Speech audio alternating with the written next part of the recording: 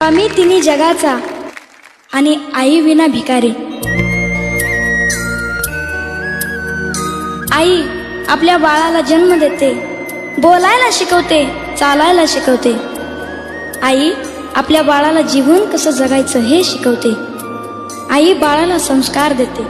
मागू कसा मी। आई म्हणजे दारातील पवित्र तुळस आणि आई म्हणजे वेदनेनंतरची पहिली आरोळी।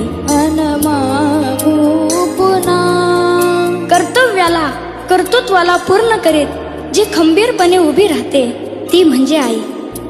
आपल्या बाळाच्या मुखात जाणारा घास पाहून जिची भूक नाहीशी होते ती म्हणजे आई। देशील का कधी झोळीत ह्या। शेवटचं वाक्य सांगतो, आयुष्यात जी आपल्या बरोबर असताना तिची किंमत कधीच कळत